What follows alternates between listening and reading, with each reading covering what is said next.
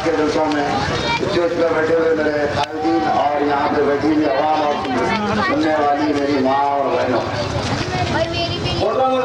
सैयद मुश्ताक साहब शहबाज खान साहब की गुलपोशी कर रहे हैं। सैयद अशफाक साहब शहबाज खान साहब की गुलपोशी कर रहे हैं।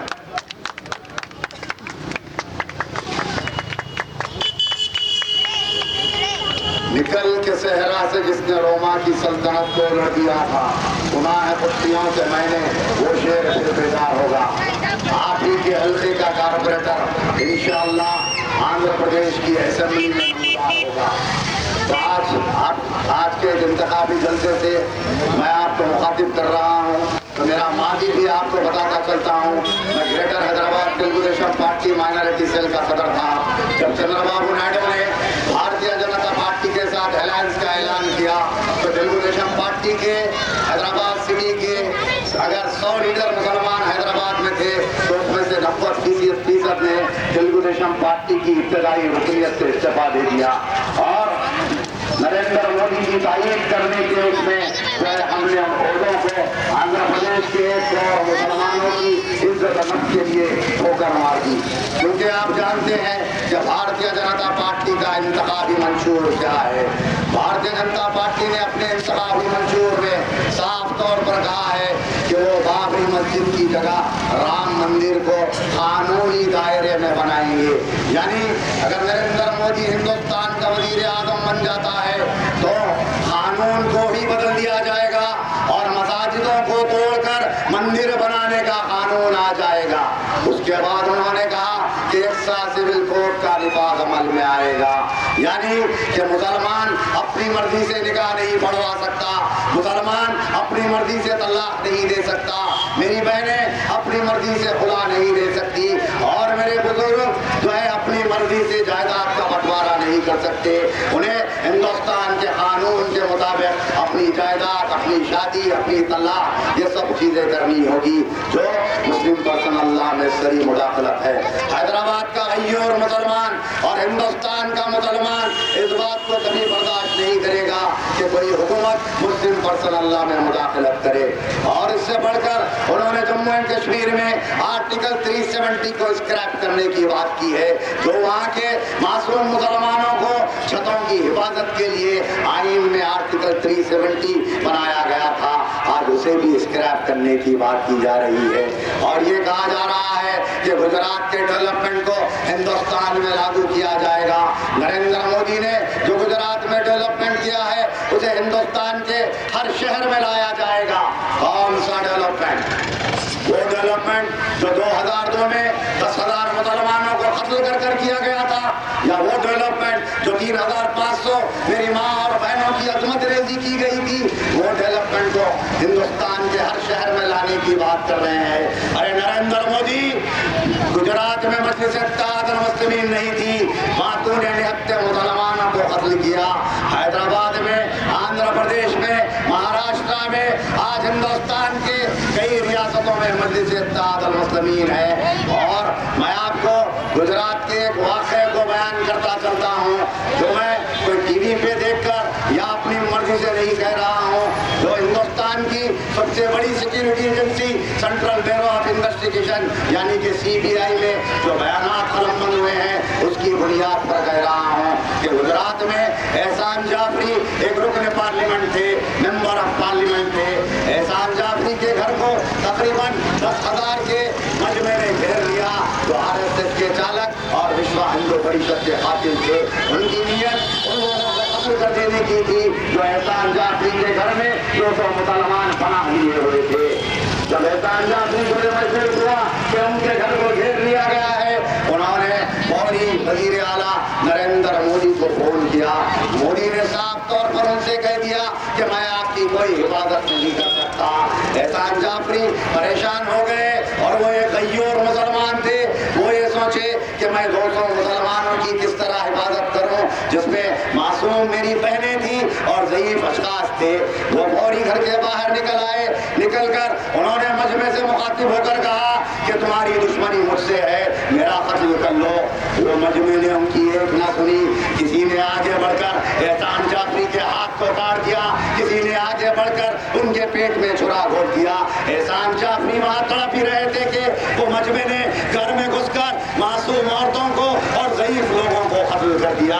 क्या फिरोज चंद मोदी, अली मस्कती चंद मोदी और जो भी लोग भारतीय जनता पार्टी और तेलुगु देशम पार्टी अलायंस की तायीद कर रहे हैं, मैं उनसे आज मोहम्मदी लाइन के गैयूर मुसलमानों के सामने सवाल करता हूं, अगर तुम अपना एक भी हो या जो है कारवान में काम करो या नामपल्ली में यहाँ के खौफ से जाके काम करो, मुसलमानों का एक भी और भारतीय जनता पार्टी और तेलुगु देशम पार्टी अलायंस को जाएगा तो इस तरह होगा जिस तरह राम मंदिर में एक ईंट खरीद कर राम मंदिर की दीवार में तामीर में हिस्सा ले रहे हैं। मैं इस स्टेज से फिर मोहम्मदी लैंड में रहने वाले उन तेलुगु देशम कायदीन से मुतालबा करता हूँ कि अपनी गैरत को ललकारो और अल्लाह और उसके रसूल को मानो और भारतीय जनता पार्टी और तेलुगु देशम अलायंस से हट जाओ।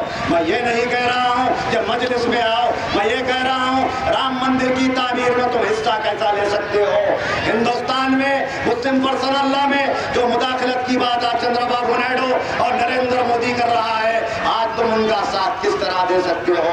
हाल ही में कल ही का वाकया है, चंद्रबाबू नायडू हिंदुओं के मुतबर्रिक शहर जो हिंदुओं का मंदिरों का शहर तिरुपति में अपने बयान में कहते हैं असदुद्दीन अवैसी पर तनकीद करते हैं।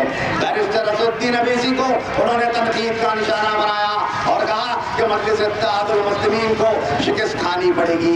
यानी चंद्रबाबू नायडू और आरएसएस का एजेंडा यही है कि किस तरह मजलिस इत्तेहादुल मुस्लिमीन को हैदराबाद में कमजोर किया जाए। जरा सोचिए, अगर गुजरात में वाकयात हुए हैं तो वहां पर मजलिस नहीं थी, अगर हैदराबाद से मजलिस को हटाया जाएगा, आज ये कहा जा रहा है मजलिस को हटाओ और हैदराबाद को बचाओ, ये हिंदू फिरका परस्तों का नारा है। खुदा ना खास्ता अगर हैदराबाद से मजलिस हटाई जाएगी तो यकीनन 2002 में जिस तरह गुजरात में जो खून की होली खेली गई थी उस तरह की होली भी यहाँ खेली जाने की कोशिश की जा रही है। इसीलिए मैं आपसे फिर एक मरतबा दर्दमंदाना अपील करता हूँ कि 30 अप्रैल के दिन अव्वल इन सातों में अपने घरों से निकलें और वतन के निशान पर जो है बटन दबाकर मजलिस इत्तेहादुल मुस्लिमीन के दोनों उम्मीदवारों को कामयाब बनाएं। क्योंकि आपको मैं दिल्ली का एक हाल ही का वाकया याद दिलाता हूँ कि नरेंद्र मोदी की एक इंतखाबी रैली हो रही थी। रैली जब चल रही थी, अतराफ के 3 मसाजिद में नमाज को रोक दिया गया, लाउड स्पीकर बंद कर दिया गया। जब वहाँ के मुसलमानों ने बाहर निकलकर सिक्योरिटी के पुलिस के एहलकारों से पूछा कि क्या बात है कि आप हमारे लाउड स्पीकर को अचानक बंद कर रहे हैं, तो पुलिस वालों ने जवाब दिया कि नरेंद्र मोदी की रैली हो रही है और यहाँ पर सिक्योरिटी का खतरा है। यानी एक शख्स जो हिंदुस्तान का वजीर आजम नहीं है, वो हिंदुस्तान के वजीर आजम का दावेदार है और आज वो वजीर आजम का दावेदार है तो हमारी नमाजों को रोका जा रहा है। खुदा ना खास्ता अगर ये शख्स हिंदुस्तान का वजीर आजम बन जाएगा तो हिंदुस्तान की सबसे बड़ी अकलियत मुसलमानों का क्या हाल होगा।